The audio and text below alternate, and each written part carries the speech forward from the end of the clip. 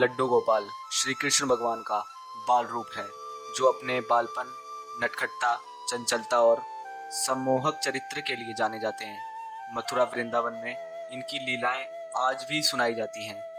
इन्हें यशोदा का नंदलाल, माखन चोर, कान्हा, बाल गोपाल जैसे सैकड़ों आदि नामों से जाना जाता है। श्री कृष्ण भगवान को 16 कला संपन्न माना जाता है।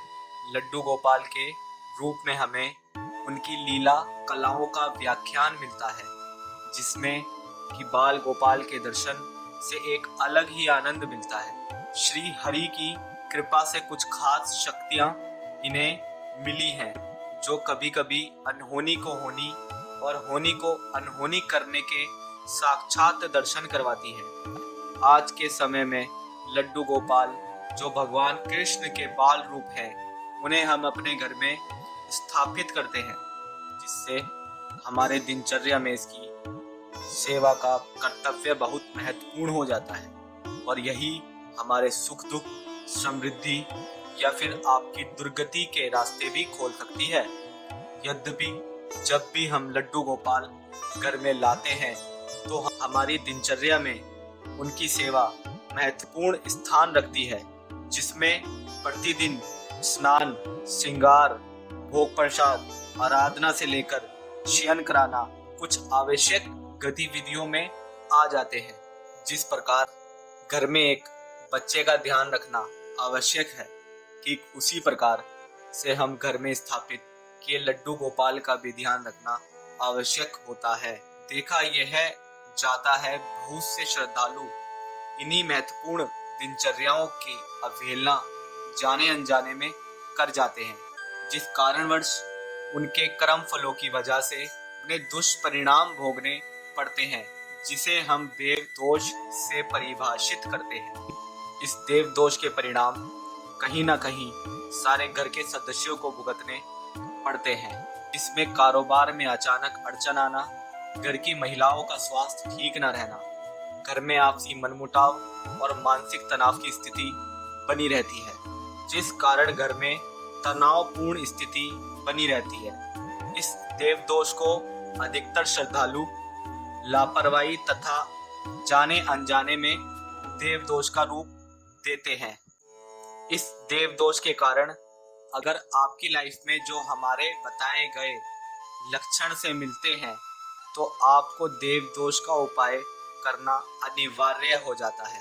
इन उपायों को करने से पहले हमें यह समझना जरूरी है कि हमारी दिनचर्या लड्डू गोपाल की दिनचर्याओं से मेल खाए, या हम लड्डू गोपाल की सेवा ठीक उसी प्रकार से करें जैसे कि आप श्रद्धा पूर्वक निभा पाए। इसका यह तात्पर्य है कि लड्डू गोपाल जब हम स्थापित करते हैं तो वह आपसे नित्य सेवा और लाड प्यार मांगते हैं। इस देव दोष से राहत के लिए कुछ उपाय इस प्रकार से कर सकते हैं। कृष्ण एकादशी के दिन श्रद्धालु पंचामृत, जो दूध, दही, शहद, गंगाजल, तुलसी या चंदन से स्नान कराएं, श्रृंगार करें, अपने लड्डू गोपाल की सेवा का प्रण लें और उनके प्रति जाने अनजाने में की गई गलतियों की माफी मांगें।